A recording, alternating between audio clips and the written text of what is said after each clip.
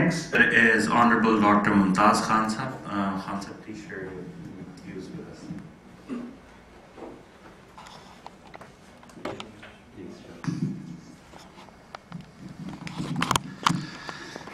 Thank you very much giving me this opportunity to share my thoughts.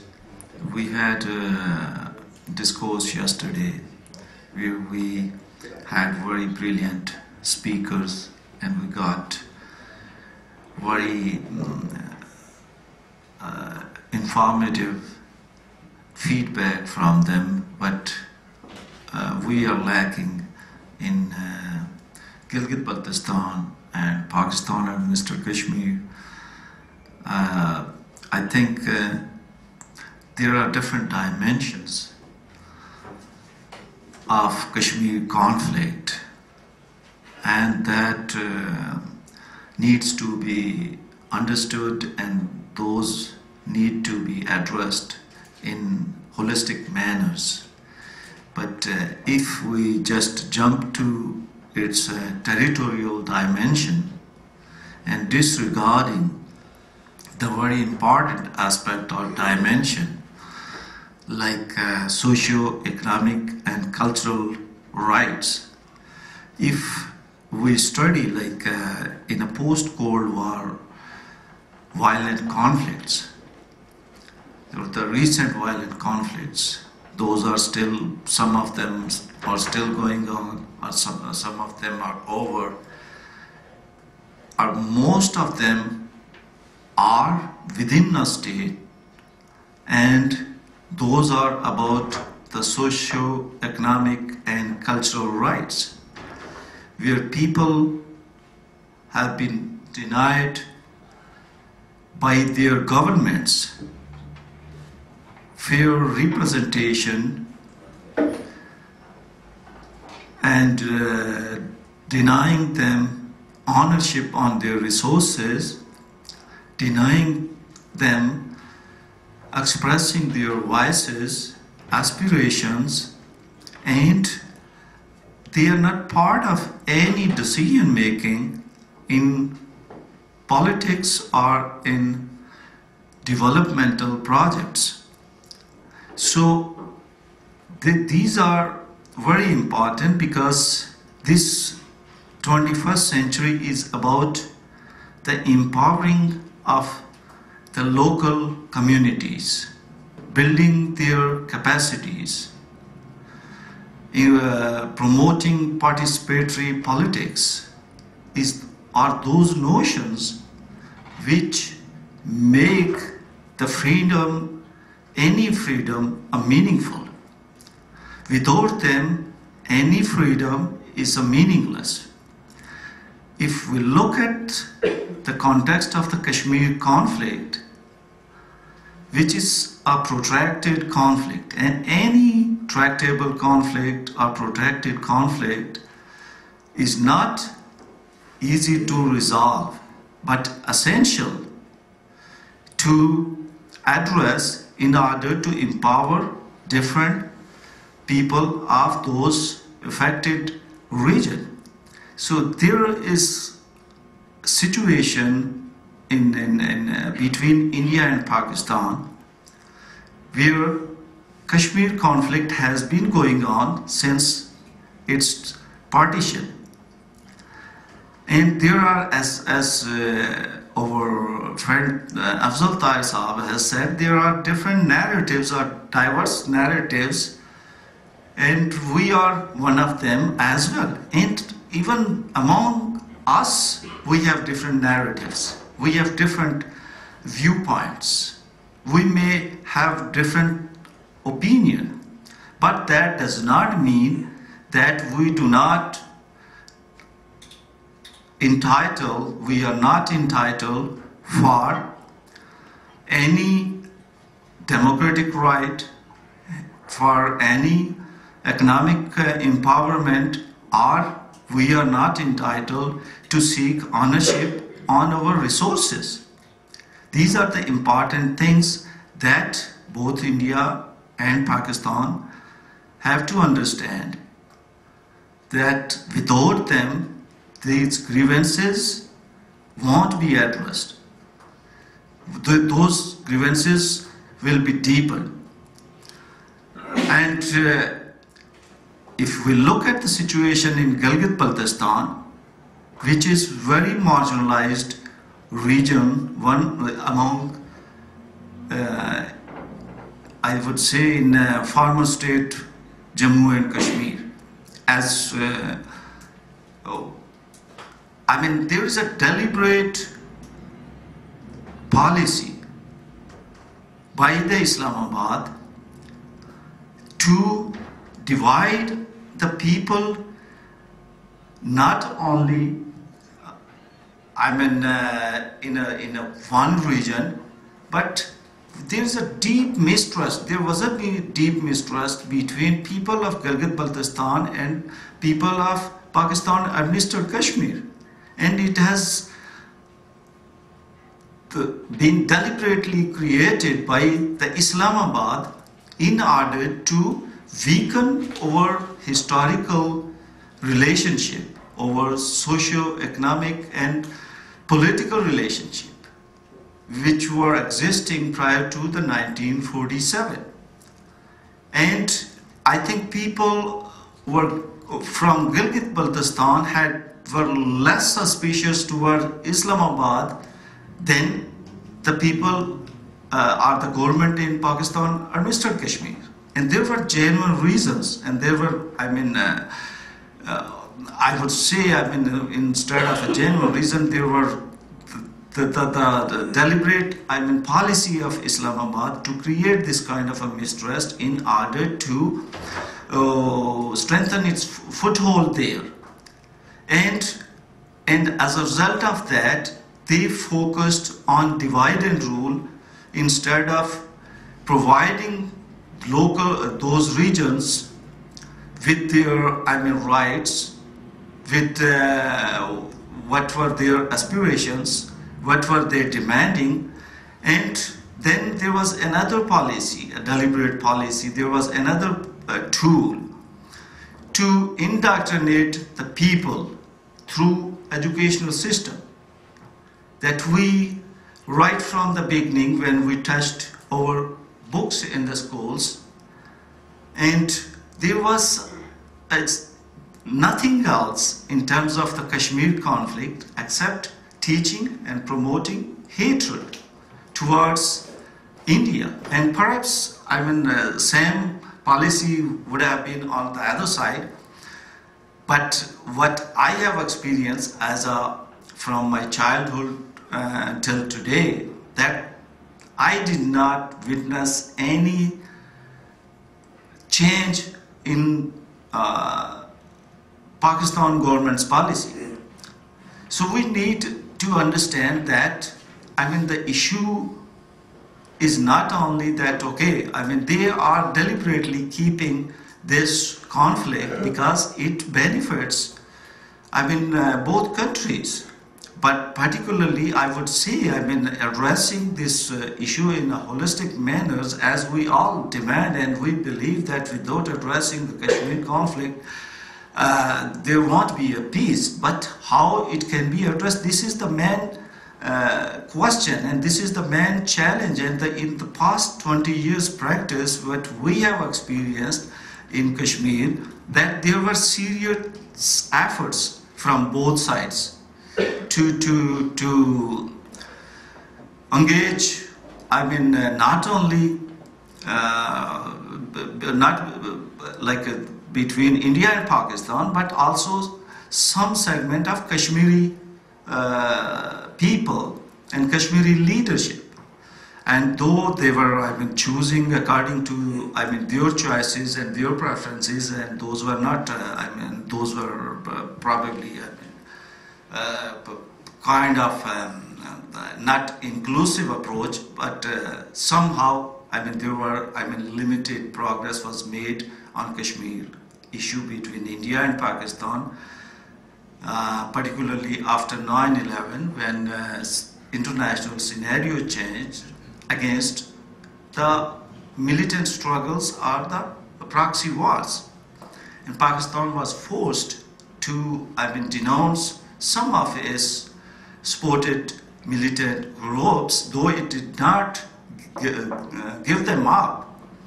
As a result of that, we witnessed some progress on Kashmir sector, and there were limited political interaction. The bus service was started, the truck service was started, and then both governments were, there were some points were open at the LOC for people to cross, and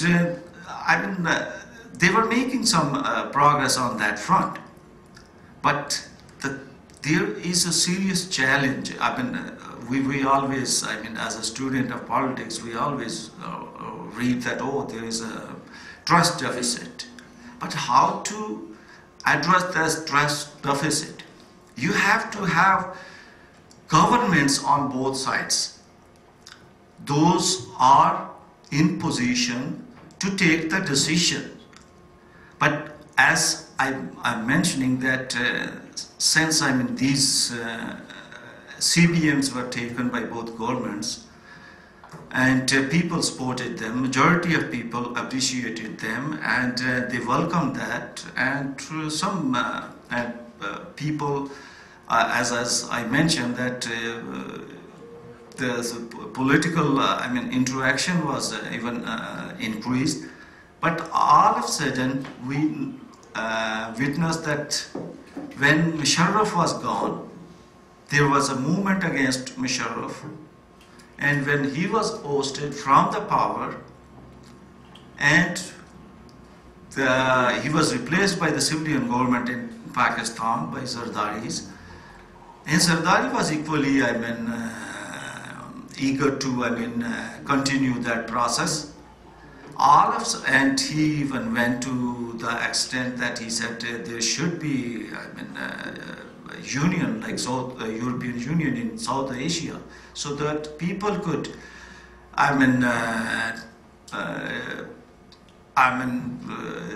interact with each other freely, economically, politically, educationally, and in every walk of life. There should be open interaction, and they should be allowed, and he said there should be some sort of a guard, and the people just swipe and cross the border. And next day we witnessed there was a Mumbai attack, and Mumbai attack reversed the whole process, whole CBNs, and the Pakistani government was even reluctant to punish the people like the Hafiz Saeed, Lashkar-e-Taiba, those collaborators and perpetrators. Those were responsible for that, and they were not individually working on these things, but they must have had some sort of support there. So then we saw that Mumbai attack occurred and process collapsed. And recently what I have seen in Indian media, that the Manmohan Singh expressed his desire that if he would consider his job done, if he succeeds to improve relations with Pakistan. But it is a tough task. As we have seen, that there is no single government in Pakistan. There is no institution that you can depend on, and that can assure you that this decision will be a lasting one. As the Nawaz Sharif attempted to improve the relations when the Vajpayee traveled to Lahore. And what we have witnessed, that Kargil was carried out to derail that whole process. And a week ago, we have seen that Osama bin Laden is sitting next behind the military barracks, and he was nabbed from there. And military says, sorry, we didn't know about this guy. He was sitting there for the last 10 years. sorry, and if we knew, we would have, arrested him, we would have caught him. So this is a serious issue. Though the Westerns know, the Americans know, but they don't want to acknowledge that publicly. And the same problem is on the Kashmir side, because they are using these groups, and it has become a part of their political policy to use these groups not only to for the bargaining purpose with the West or the US, but they are for the greater geostrategic interests, like with the Afghanistan, where now they are they are more focused towards Afghanistan and India, and they are less worried about their internal situation. They are less worried their internal crisis, and they are trying to externalize every allegation, every their failure. They don't want to acknowledge, they don't want to accept. So if you don't have a responsible government, a government which is responsible for its actions, so it is hard to reach any kind of agreement or consensus on any conflict. And similarly, they have agreed, Pakistan has agreed to open up borders between Indian administered Kashmir and Pakistan administered Kashmir, but they did not agree between Kargil and Ladakh. Baltistan. And there is a Ladakh on this side, Gilgit Baltistan on this side, and Ladakh is on the other side. Those, share the borders, those share the culture, history, everything. But Pakistan is not agreeing on that one. What are the factors behind that one? Because they don't want to, allow the people of Gilgit Baltistan to connect with this Kashmir issue. They want to separate it from the rest of the Kashmir issue because it is strategically important for Pakistan, and it is equally strategically important for the China. And the China is a main actor and main factor in shaping up the Pakistan's policy towards India and towards Kashmir. Since both countries have signed the treaty in 1963 after war between India and China. Since then, it is the China that plays a major role in shaping up Pakistan's policy towards India and on the Kashmir. And that is the reason that China has been solely responsible to build and strengthen the Pakistan military institution. It is the China which has contributed to strengthen the Pakistan, in terms of, the military weapons, whether it's those are nuclear weapons or the other weapons, war weapons, and they always rely on the Pakistan military. So Chinese, rising power and its geostrategic interest and the Pakistan's geostrategic importance for the China is another factor now, since there is a NATO sitting in Afghanistan, and there is a huge oil energy reservoirs in Central Asia, where passage is Afghanistan and the Baltistan. So that complicates this whole game. That complicates even the Kashmir resolution of the Kashmir conflict as well. We know that there are UN resolutions sitting in United Nations since 1947, but what are those resolutions? Can anyone implement them?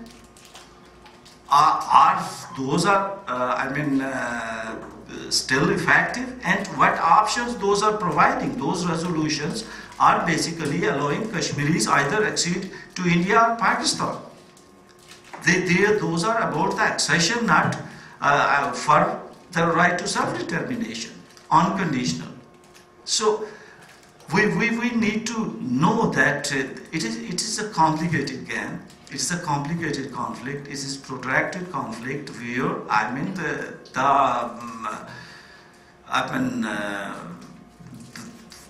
interest of the different vested groups, it is Kashmiri, it is whether Islamabad or New Delhi, all are involved in that one.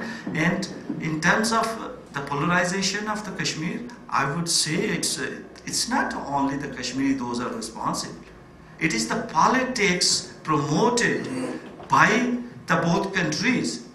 They have polarized the Kashmiris because it helps both of them to control that region. And where you won't have, democratic culture, you won't have a democratic rights to exercise freely, of course it is much easier to polarize them. So it's, look at that, the conditions in Gilgit Baltistan and Pakistan administered Kashmir. Pakistan administered Kashmir is always like projected as a some sort of autonomous part of Kashmir, with its president and so-called prime minister and Supreme Court and the flag and the constitution. But if you examine them closely, and you would find that what powers that Azad Kashmir has. The entire power rests with the Prime Minister of Pakistan in the name of the Kashmir Council, where numerically Pakistan presence is dominant in that institution, and all financial and the political decisions are made by the Pakistani Prime Minister, and there is the Minister for Kashmir Affairs, Minister for same is for the Gilgit Baltistan, and they have created the same kind of the council, Gilgit Baltistan Council, to control them, and all subjects, all key portfolios, all key powers are either with the Pakistani bureaucrats or with the Pakistani Prime Minister. So people have no, rights in terms of, if you examine constitutionally, if you talk legally, so they don't have any right there to make any decision. If you are not involved in decision making, so you cannot empower your region, you cannot empower your people, you cannot protect your culture, you cannot protect your economic interest, you cannot protect your history, you cannot protect your cultural heritage. So this is something that we need to understand, because it's easy to say that Kashmiris are divided. It is easy to say Kashmir should be resolved. It is easy. These are all are important factors, but we need to understand the underlying causes and needs of the people there. That those are important and immediate to be addressed, and that's how I believe that unless there is a change in Pakistan's perception, Pakistan's policies, Pakistan's practices, and there is constitutional civil government which is capable to make any decision that they can be bound and then can stand with that decision. Without that, I don't see any solution or resolution. As long as military remains in power, military controls the key decision-making things, So there won't be any change. There are, aspirations, there are wishes, there are, initiatives, but success is for everything totally relying on the government on this part. And I would say, of course, India has equally to respond. But first, Pakistan has to have any, constitutional government which is in position to make a decision. Thank you.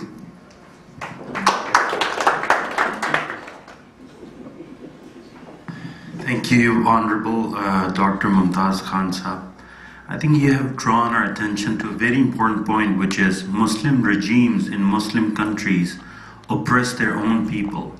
They do not care for the well-being of their own Muslim people, yet they do not waste a minute raising fingers on non-Muslim countries about human rights and Muslim violations against Muslims in those regimes. And Pakistan cannot even provide for its own people.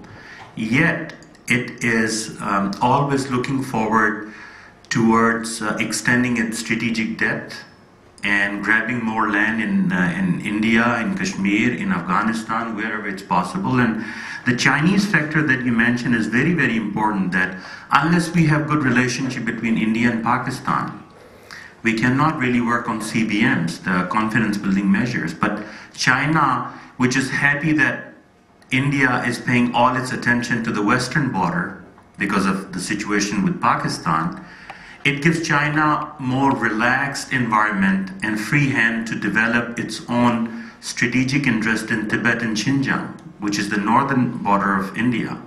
So as long as India-Pakistan do not have freedom to make their own decisions, obviously about establishing peace, things cannot improve, and it's the military establishment again which is benefiting from China, and military establishment is not letting the civilian regime make any independent decisions.